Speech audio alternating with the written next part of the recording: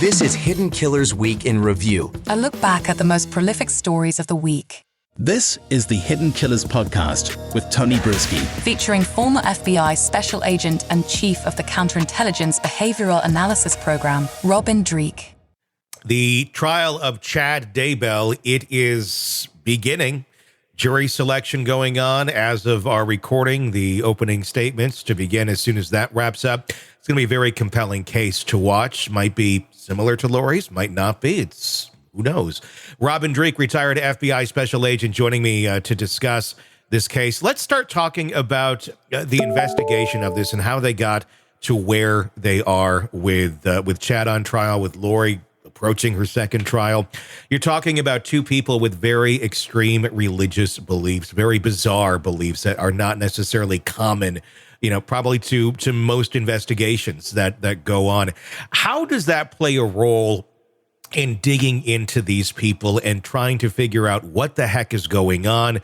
Obviously, it took some time before charges were brought, but do those sort of things play a role in the investigation of horrible behavior, as we saw with the Daybells? Yeah, they do. But they're still just fitting a particular modus operandi in this case and in all cases that involve murder, at least most of them. That is, you have someone with a motivation of love, jealousy, financial, and there you go. And so all those things are playing here. They used religion and their cult religion that they created as an offshoot of Church of Latter-day Saints to justify their actions, to do just that, to betray, to have a love affair, to make money and profit. Yeah, and it just they did all of that. They checked all of the boxes. Yep. All of the boxes for that. When this is going to trial here, we're going to now see a lot of interesting people testifying. We're going to allegedly hear some expert witnesses be called to the stand on the defense of Chad Daybell. I'm curious as to know who's going to be doing that. Who possibly could they be calling as an expert witness? If you were to speculate on that, who do you think we're going to see up there, standing up for Chad or being paid as an expert witness to give information that would actually work in his defense? I'll tell you, Tony, that's the $1 million question, isn't it? The only thing I could really think of would be expert witness in the sense of a psychologist.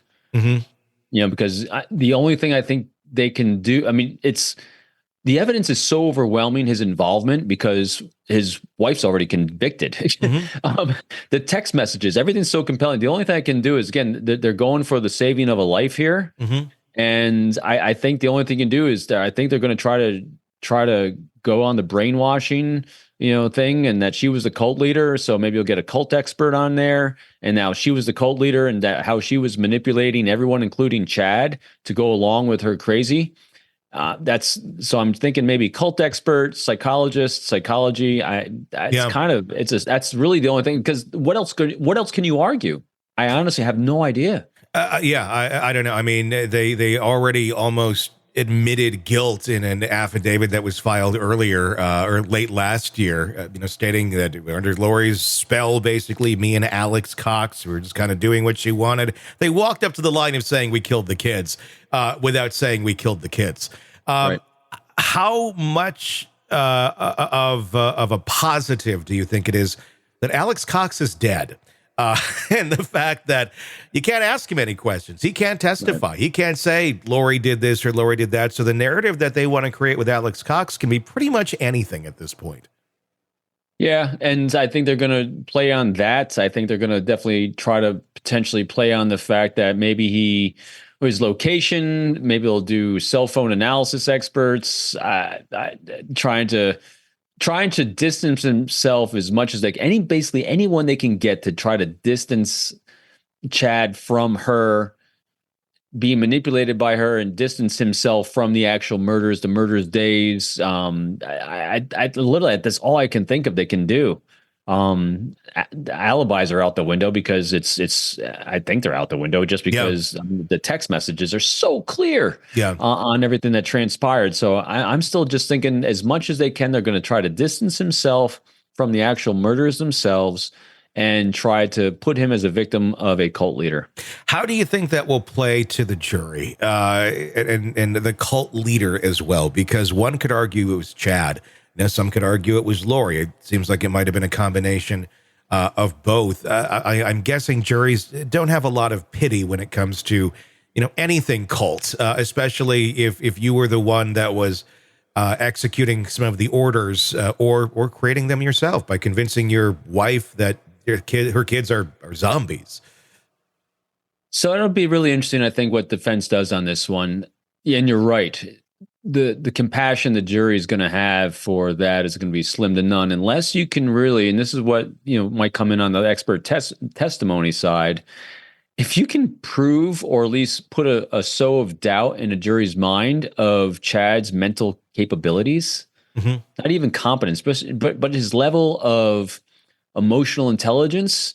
In other words, if they can present him as a very gullible, underdeveloped, emotionally and social individual, and how he was so vulnerable to people like Lori in his life, how he was bullied. I mean, so if they can portray him as a true victim and show that as his life arc, yet not complaining about it, because as soon as he starts complaining about it, then it'll just completely, get blown away. If he owns the behavior, if they paint him as a victim of her because of an underdeveloped social capability in some way, and this is where the psychologist could come in, he might stand a chance. I don't know, but that's such a stretch to be able to do that. But when you have nothing else, that might be it. Is this a case where, obviously you normally don't want your defendant to testify unless there is, no other option. We saw Alec Murdaugh go up there at the end. That might have been more ego than it was. There was no other option. I'm wondering if this is one of those, though, where, look, you have very few options here. Everything looks horrible against you. The best bet is you go up there and you try and tell your story of how you were coerced by Lori or whatnot, and hope to God they have some sort of pity on you. What it's going to come down to is him. Yeah. It's not even come down to his message. So the messaging is going to come down to defense saying, here's the picture we're trying to paint. Again, we're using our conjecture if they go down this sort of route.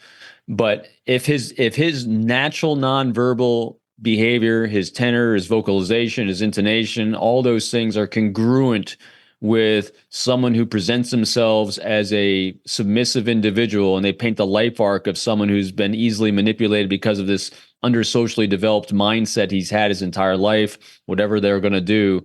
And he's non-verbally then congruent with that behavior. In other words, everything that he says and the way he presents himself says, oh, yeah. And then if you have people throughout Chad's life that then get up and stand by and say, oh, yeah, man, he's been like this person. He's been like this person. In other words, if you can paint that arc of here's how easily susceptible Chad's been his entire life, and shame on him for allowing Lori into his life.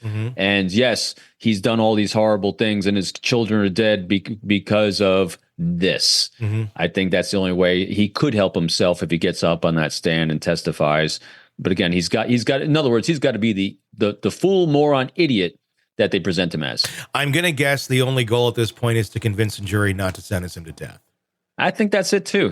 Kind of like on the Koberger case. I think that they're going for life. And in other words, save his life. What else can you do? I mean, it's too overwhelming. Sick of the ads? We are too. Start listening with no commercials now and get access to all of our episodes in advance of everyone else. Become a True Crime Today Premium Plus subscriber on Apple Podcasts. Search True Crime Today Premium Plus on Apple Podcasts or go to our podcast page and sign up now. True Crime Today Premium Plus. Sign up now.